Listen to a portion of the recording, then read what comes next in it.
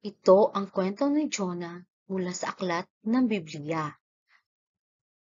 Si Jonah ay isang propeta ng Diyos, kaya nakakausap niya ito.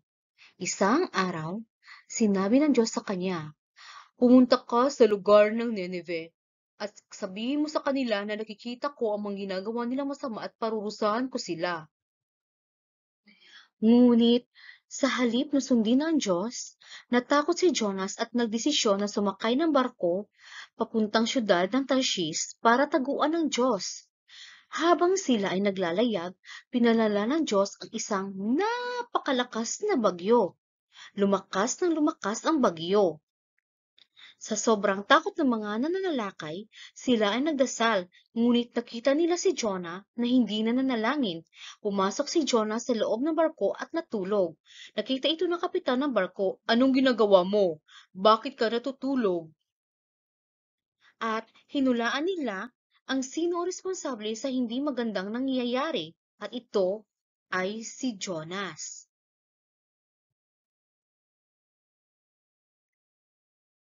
At nagtanong ang mga marino, "Sino ang gumawa ng lahat ng kamalasan nating ito? Saan ka galing?" At sinagot ni si Jonas, "Isa akong Hebreo at sumasamba ako sa kataas-taasang Diyos, ngunit tinakasan ko siya at nagtatago ako ngayon." Kaya nagulat ang mga marino sa kanilang narinig at natakot. "Anong gagawin natin ngayon?" "Kailangang ihagis niyo ako sa dagat para hihinto ang lahat ng bagyo na ito." Ngunit napakalakas pa rin ng bagyo at sinabi ng, "Patawad, pero kailangan namin itapon ka at ihagis sa dagat." At tinapon nila si Jonah sa dagat at huminto ang napakalakas na bagyong ito. Nang lumubog si Jonah ay kinain siya ng napakalaking isda. Kaya dito ay napakadilim, malangsa, at mabaho. Kaya natakot si Jonah. Sa sobrang takot niya ay nagawa niyang manalangin sa Diyos at humingi siya ng kapatawaran sa lahat ng kanyang nagawa, lalo na ang pagtakas. Sa loob ng 3 araw at 3 gabi ay nananalangin si Jonah sa loob ng tiyan ng napakalaking isda. At pagkalipas nito ay inihagis siya at inluwal ng isda sa dalampasigan papuntang Nineveh.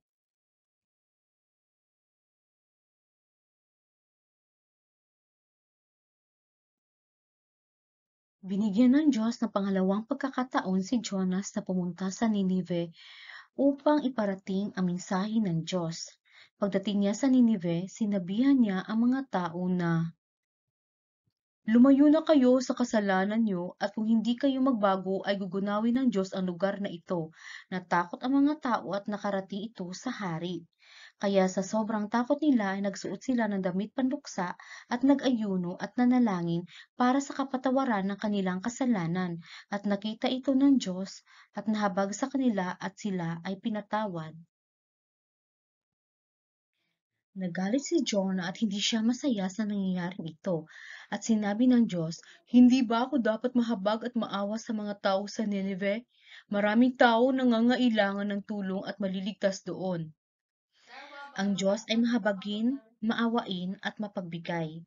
Mahal niya ang sanlibutan at kung sino man ang magtitiwala at susunod sa Kanya, yayakapin at tatanggapin niya ito na may buong pagmamahal. At ito ang buhay ni Jonah. Si Jonah ay sumakay sa barko at tinakbuhan ng Diyos. Tinapon siya at kinain ng malaking isda. Pagkalipas ng 3 araw ay niluwa siya nito. Sinabihan niya ang mga tao na tumigil sa ginagawang kasalanan at sila ay huminto. Nahabag at naawa ang Diyos sa kanila at ito ang kwento ng Diyos sa buhay ni Jonas. Dito nagtatapos ang kwento ng buhay ni Jonah mula sa aklat ng Biblia. Maraming salamat sa pakikinig mga bata. Paalam!